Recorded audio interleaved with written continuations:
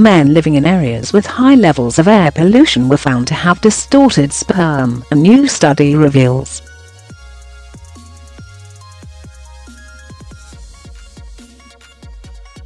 Experts analysed exposure to sooty particles which are particularly linked to emissions of old diesel cars.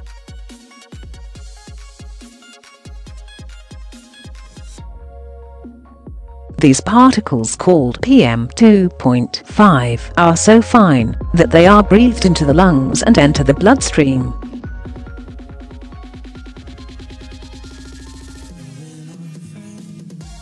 Scientists found men at high levels of this pollution were far more likely to have sperm of an abnormal size and shape.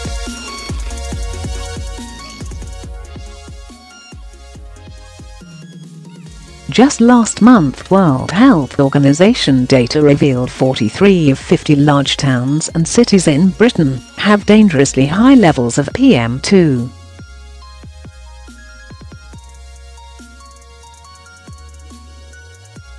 Five particles. More than 40,000 people are thought to die early every year in the UK because of air pollution, which is known to contribute to heart problems, lung disease and dementia.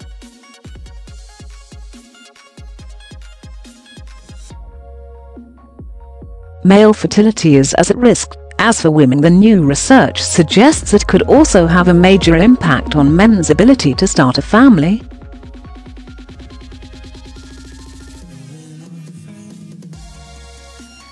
The study, published in the BMJ journal Occupational and Environmental Medicine, warned ambient air pollution may serve as a risk factor of male reproductive health.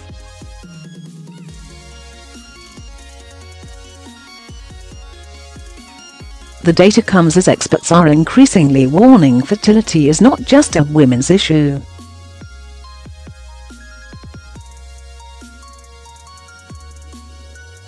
Male fertility implicated in 49% of IVF cycles. Portrayals on TV of couples seeking a child through IVF suggest it's mostly a woman's concern.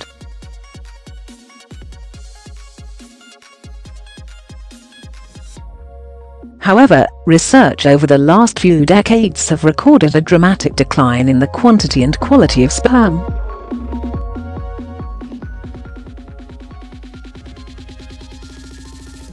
Dr. Catherine Hood, a consultant in psychosexual medicine, said, "Women are often quick to blame themselves if they don't get pregnant, and overlook the fact that it is increasingly likely that the problem lies with their partner."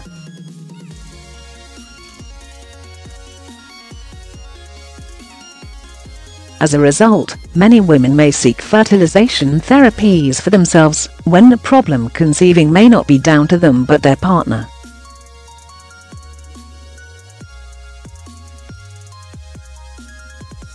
Doctors recommend using less invasive treatments like intracervical insemination, ICI, the use of a cervical cap to hold sperm close to the cervix, and intrauterine insemination, IUI, before resorting to IVF.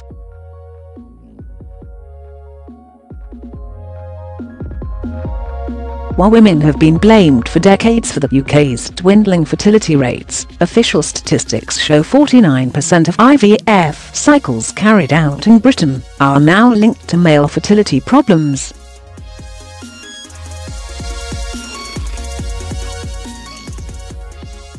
The new study, led by researchers from the Chinese University of Hong Kong, examines sperm samples collected from 6,500 Taiwanese men aged 15 to 49.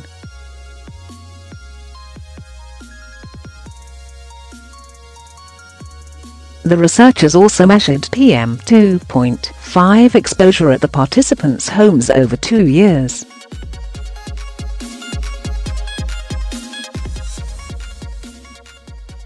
Higher pollution was associated with a significant drop in normal sperm shape and size, also known as sperm morphology.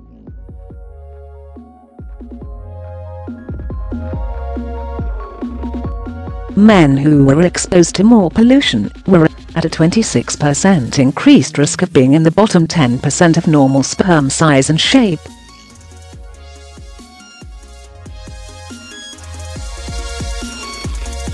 However, higher levels of ambient air pollution were also linked to a significant increase in sperm numbers, which the researchers suggest is possibly as a compensatory mechanism to combat the detrimental effects on shape and size.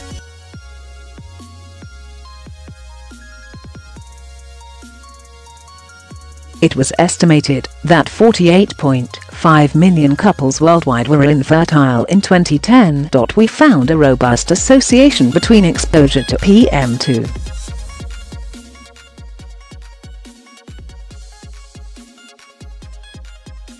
Air pollution and low percentage of sperm normal morphology in reproductive age men.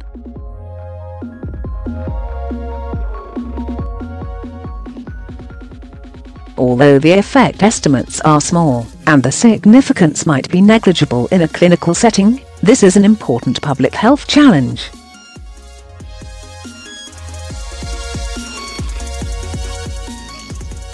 The jury is still out. Professor Alan Pacey, an expert in male fertility at the University of Sheffield, said he was not convinced by the findings, because sperm shape is not as clinically important as people once thought.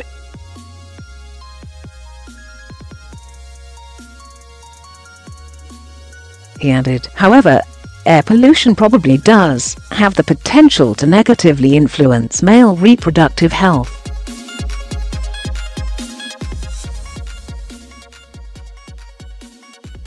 But the jury is still out about quite how and to what extent this impacts on male fertility, rather than measurable and small interesting changes in semen quality.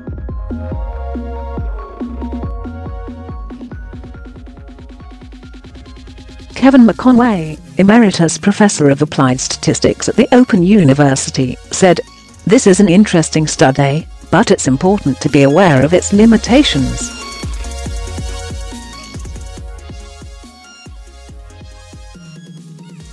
If I were young enough to worry about my fertility, I wouldn't put moving to an area with cleaner air at the top of my list of actions, though there are certainly many other health-related reasons to live in cleaner air.